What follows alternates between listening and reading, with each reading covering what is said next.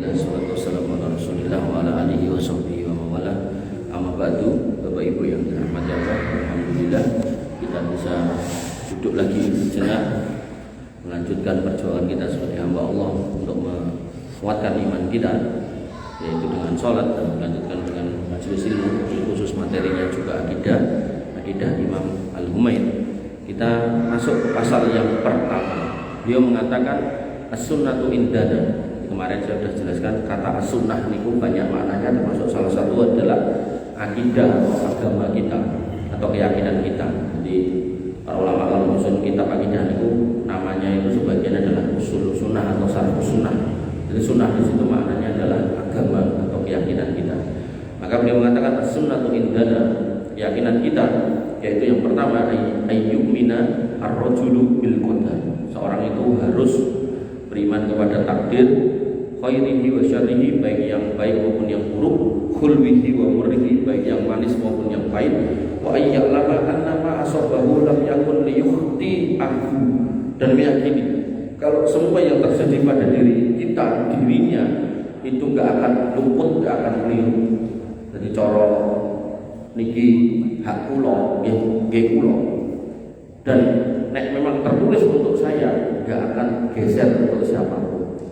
Nek konteke air, konteke ampun istri sami, anak juga sami. Kok sudah ditakdirkan anak kita adalah dia dan dia, jadi akan jadi anak kita.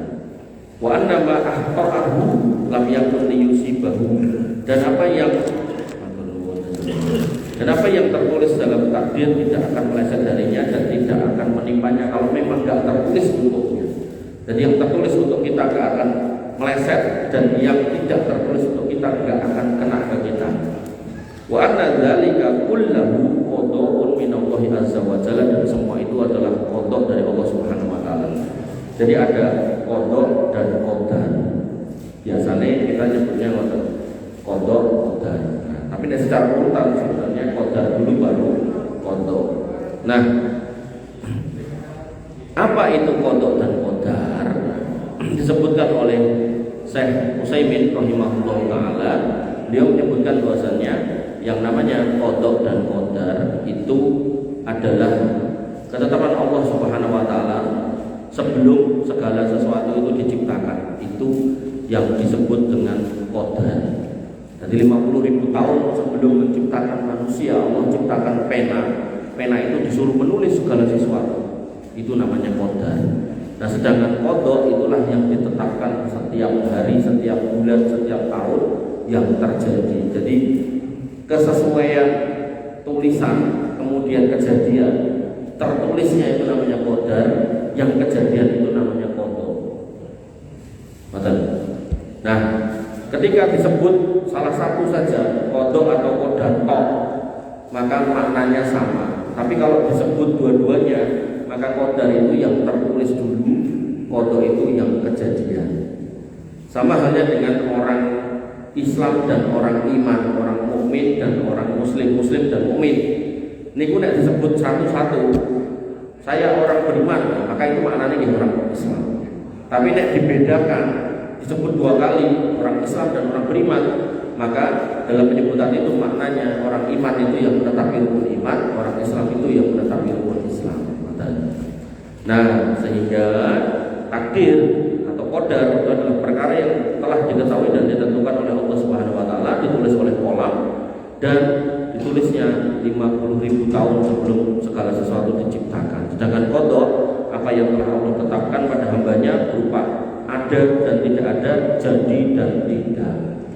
Jadi misal jenengan ditetapkan bahwasanya jenengan Ramidin, terus kodoknya ternyata jenengan diputuskan, jenengan silaturahmi, terus enak sing edit. Nah, jadi finalnya itu tetap Allah yang menentukan.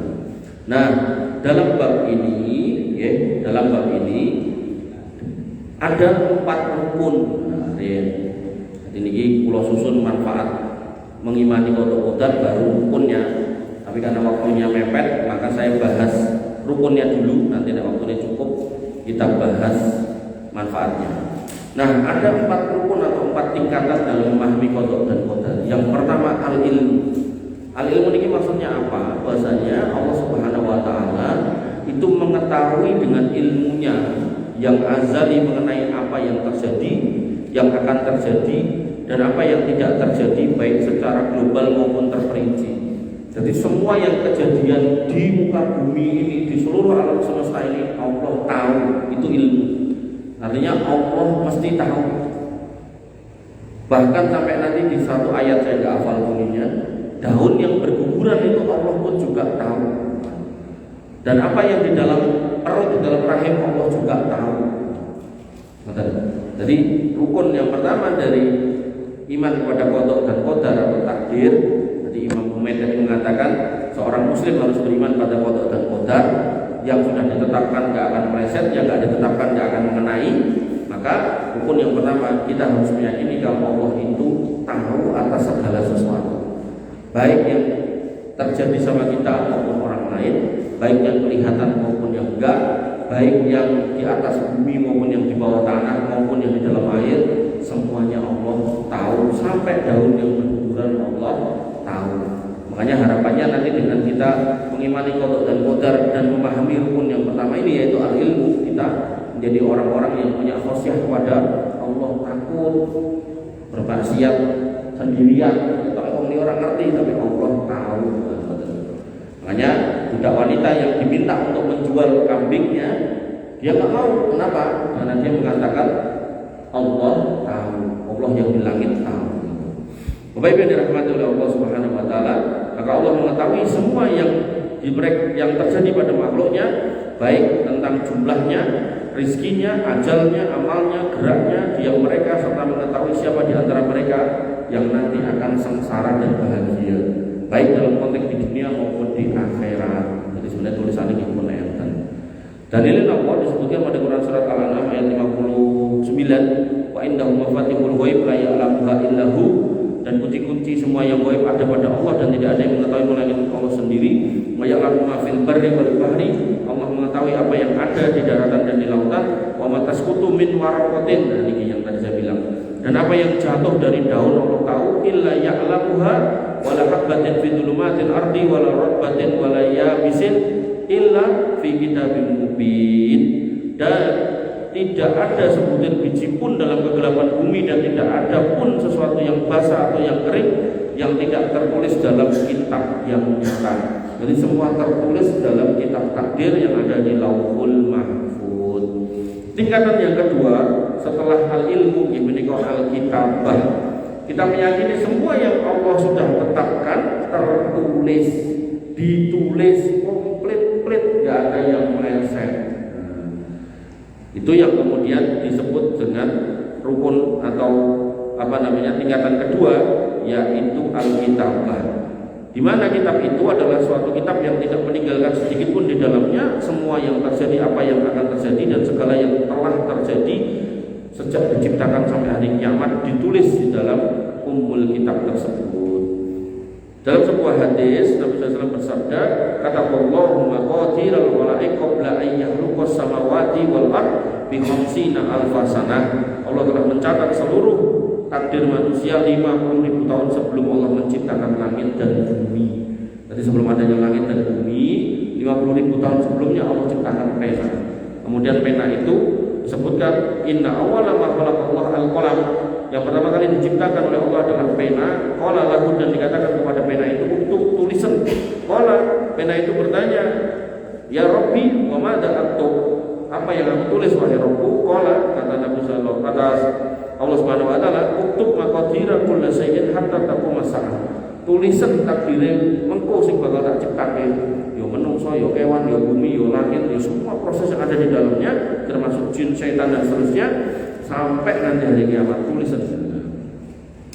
Kemudian semuanya kita sudah tertulis sehingga kita harus meyakini bahwasanya itu tertulis. Jadi al-ilmu al-kitabah.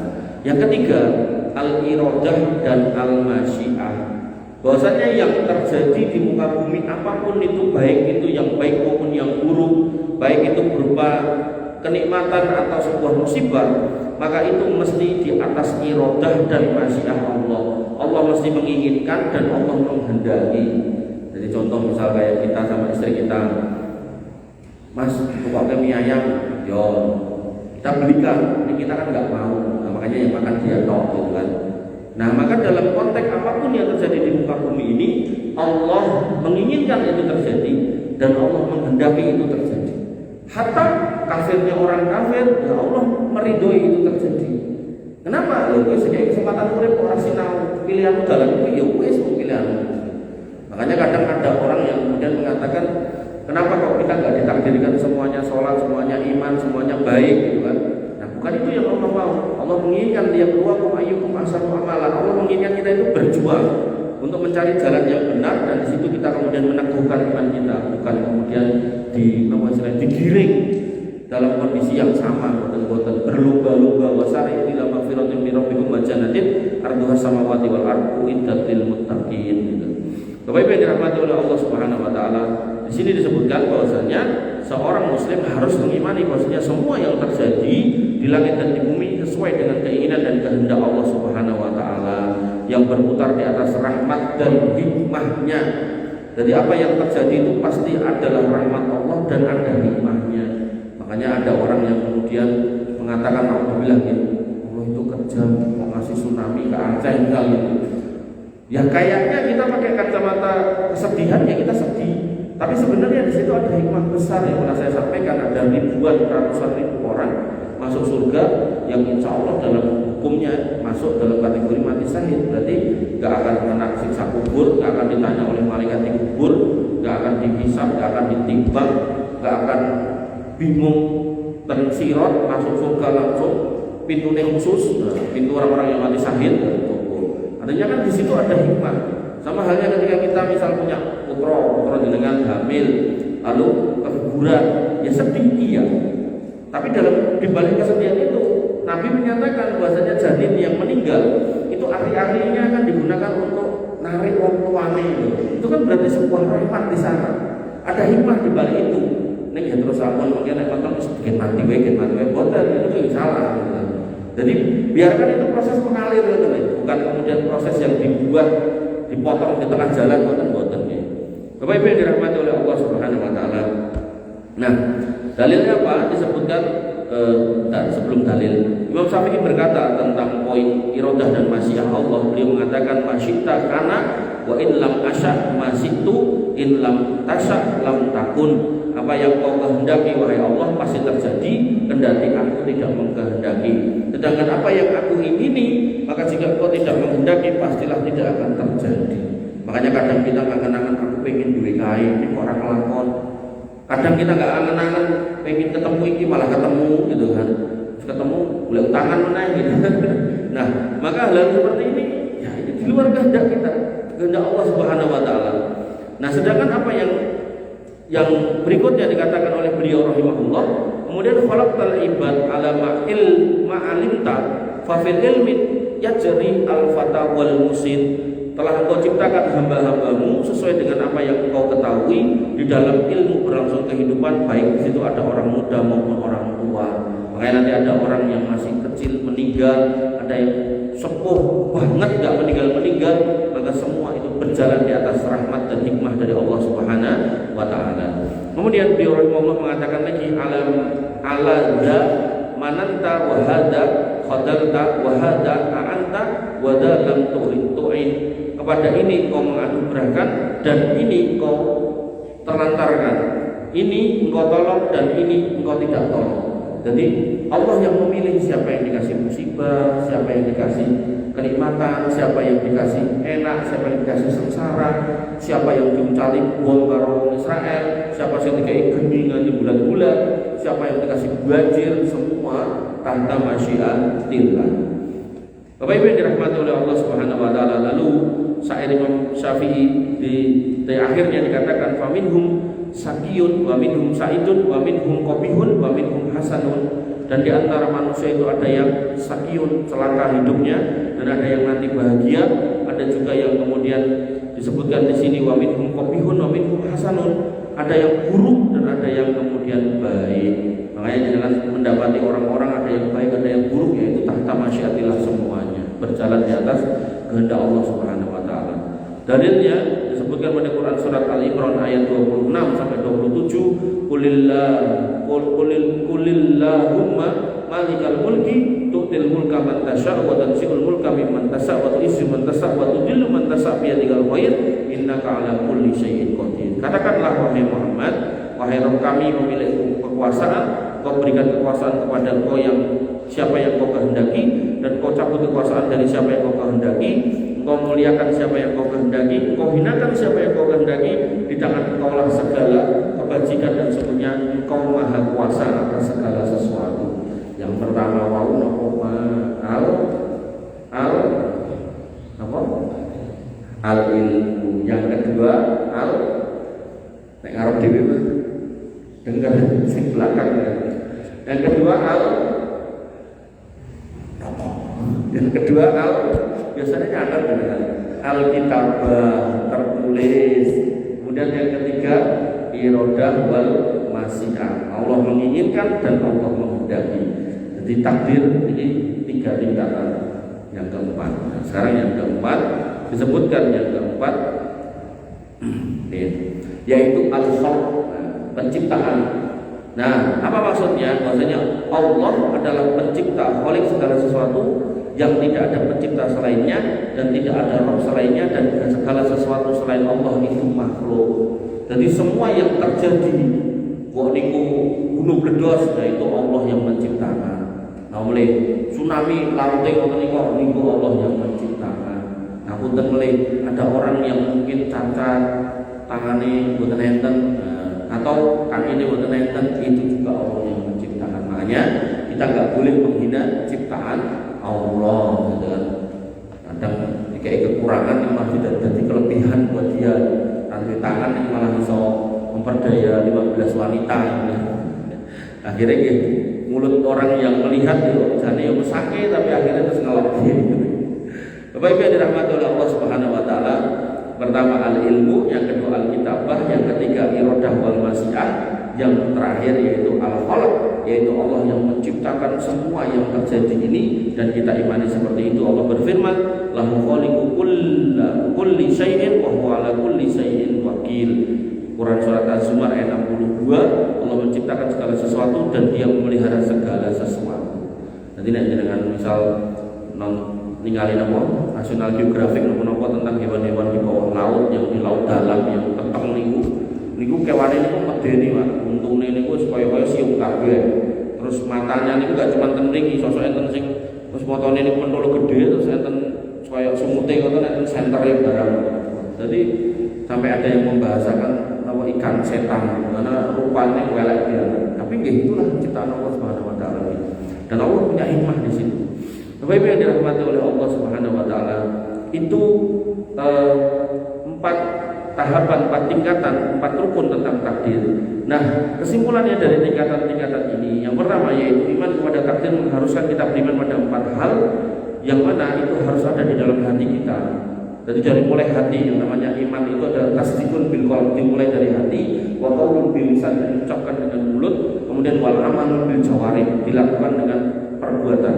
Nah, yang pertama kita beriman kepada takdir, maka kita mengharuskan beriman bahwa Allah mengetahui segala sesuatu, al-ilm.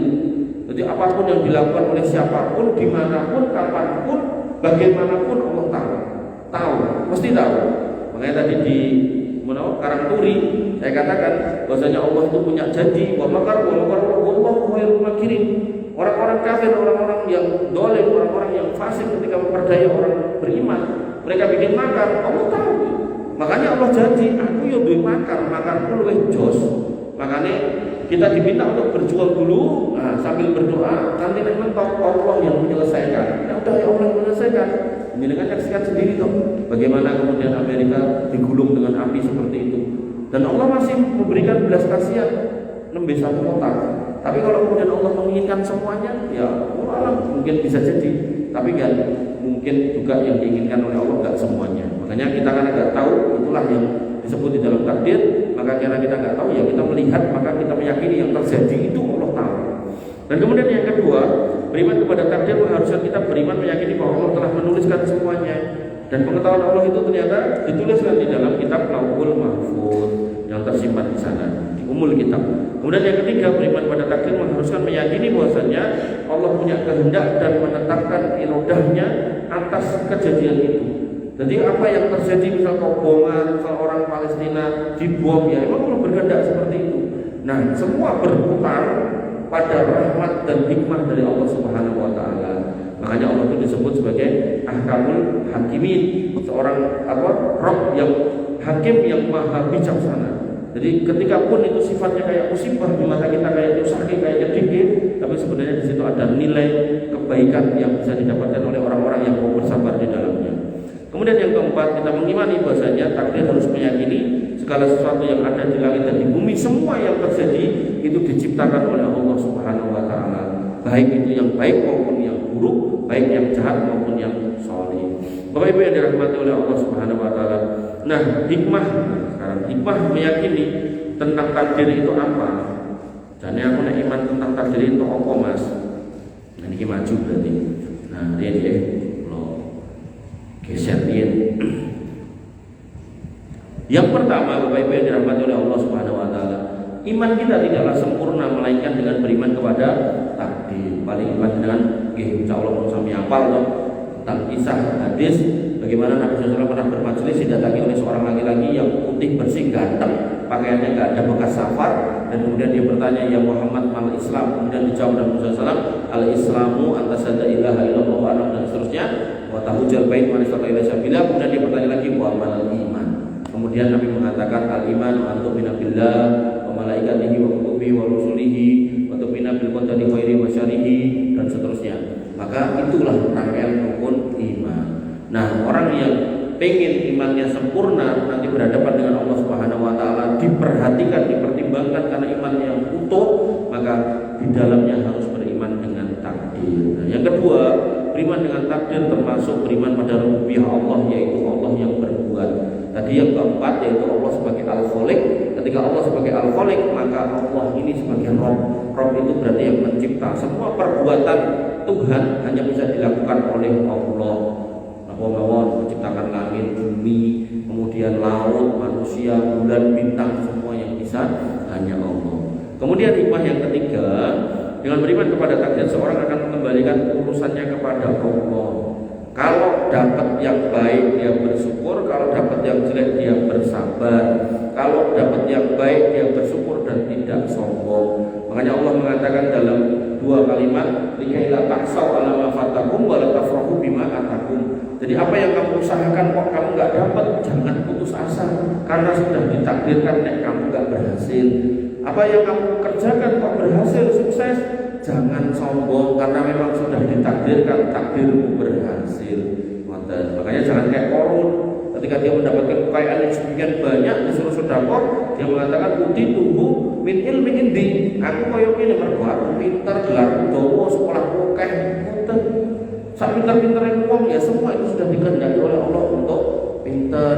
Ning jangan salah, nanti ada orang juga yang kemudian gagal paham, kemudian dia bekerja wegah, katanya rezeki wis enek sing nakdirke.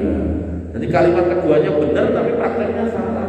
Harusnya ikhtiar dulu, nanti hasilnya apa itulah takdirnya.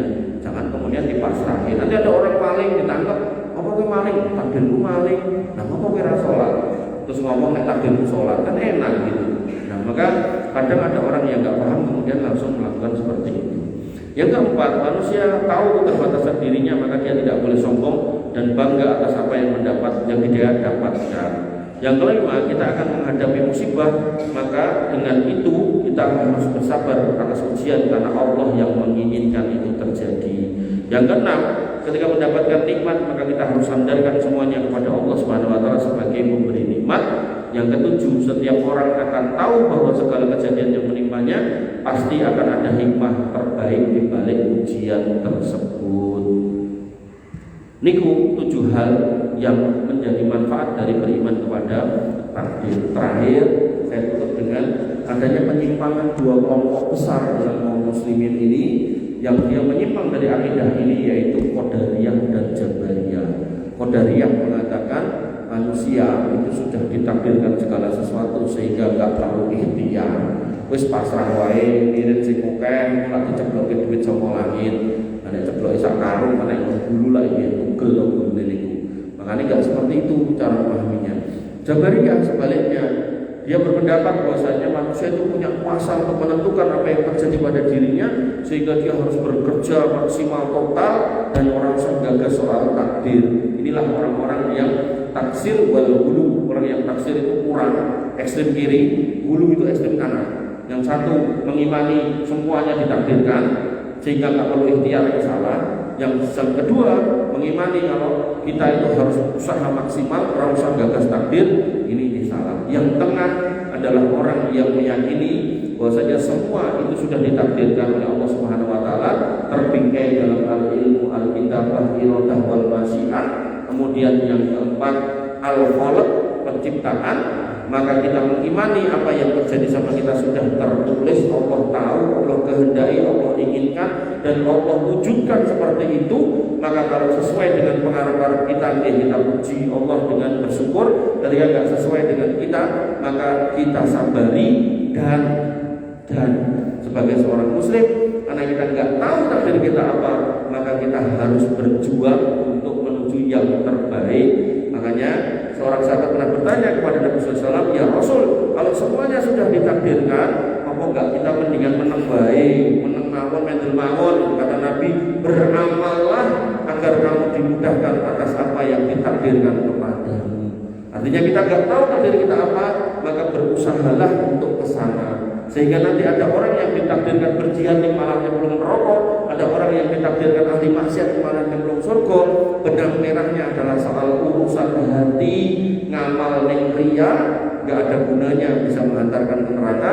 Begitu pula sebaliknya, orang yang bermaksiat ternyata dia menutup hidupnya dengan taubat, maka Allah terima taubatnya dan hapus semua salahnya dan dia dimasukkan ke dalam surga. Makanya Bapak Ibu yang dirahmati oleh Allah Subhanahu wa taala, jadikanlah masjid ini sebagai wadah wasilah panjenengan untuk mengajak kaum muslimin di sekitar untuk masuk ke masjid ini, baik yang dulu pernah berbuat salah ataupun yang dari dulu memang wong majidan. Jangan kemudian menghukumi satu sama lain karena kita nggak tahu takdir kita seperti apa. Yang terbaik gandenglah mereka semua untuk bersama-sama masuk ke dalam surga. Sehingga sebagaimana yang disampaikan oleh Allah Subhanahu wa taala, orang-orang yang beriman dan bertakwa akan dikumpulkan berombong-rombongan untuk masuk surga. Barangkali nanti